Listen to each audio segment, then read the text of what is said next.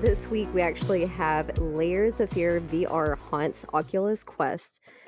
So I don't really know the exact release date on that, but I did watch the trailer for it and it looks pretty rad. Like it's labeled psychedelic horror.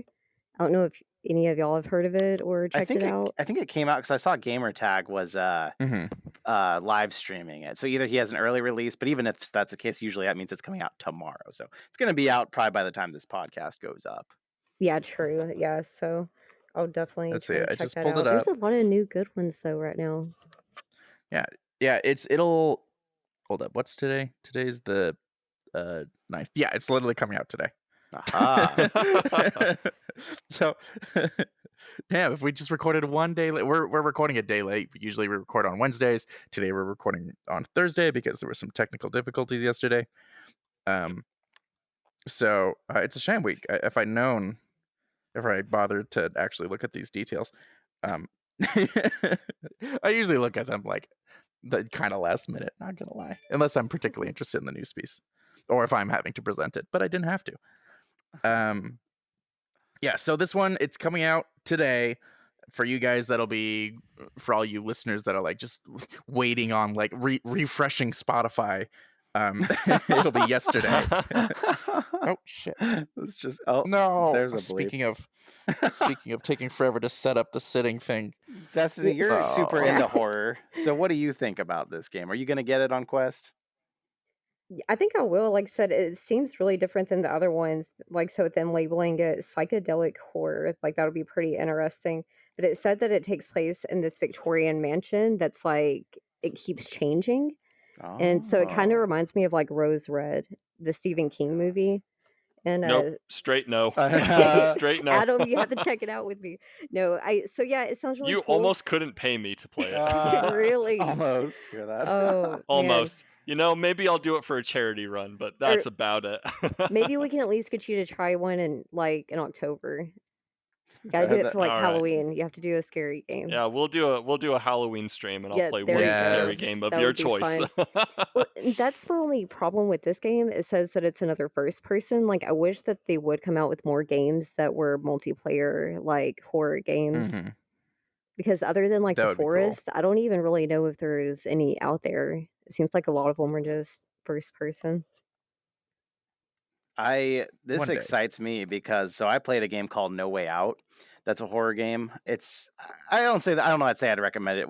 It was pretty freaky, but there was a lot about it that was unpolished. But the biggest thing about it was you were in a mansion, and like you would think that you understood. You started to understand the rules of the game, where like you went down this hallway and there was this room, and you went down here, and then all of a sudden it started to change. You'd go through a door and it wasn't what was there before, and that Mhm. was the most unsettling thing I have experienced in a horror game. So I think this is going to touch on that. Destiny, I think you need to be the one of our group that plays it and gets back to us because I Yeah. play horror games reluctantly, and they're just I get it. Not Adam. your thing. They're intense. I like them to a degree, but I can't do a ton because it's just too freaky in VR. I could play them flat all day, but you get in a VR headset and it's just different. It's terrifying. It And is, this will be yeah, for releasing sure. for I'll definitely check $20 that out. for those that are Okay. interested. Yeah, that's not bad. 20. Usually it seems like a lot of the new games are closer to 30. So, I mean, Yeah. They're kind of realizing what the good price point is for a lot of these VR games. A big part yeah. of it, I think, is that just like with so many VR games coming out that end up feeling more like tech demos than actual games, and that's definitely still happening. Mhm. A lot of people don't want to drop $60 on it, what doesn't feel like a complete experience.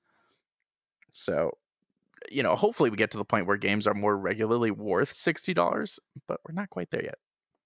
That's why I was kind of shocked at the price of Half-Life. Like, normally most of the games on Quest max are 30, 39, especially like Arizona Sunshine. I think that's one of the most expensive games that I've bought. So when I went to go check out Half-Life, like, I was like, okay, it's more like what in the 60 range. I believe it's 40 or 60. I forget if it's I don't think it's a proper $60 game. Free for Index. Whoop whoop. Yeah. Oh, Though honestly, nice. that was a game that I was like I expected that one to be $60 when I was going into purchasing it because it was a full AAA VR game. Like, Yeah. they need to make money for the amount of work that goes into it. I'm sure I am I can almost guarantee that Steam or Valve uh, did not make a profit on Half-Life Alyx. I'm sure it sold well, but in terms of the development and budget, I'm sure that Mhm. they went, this game is for kind of like a lot of the earlier games and trying to get the Steam store to be successful. Hmm. You know, it's not about making a profit on the game. It's about getting people interested in the technology so that they can make a profit down the line. They're very good at that. Yeah. Half-Life 2 only released on Steam, and it brought users to Steam.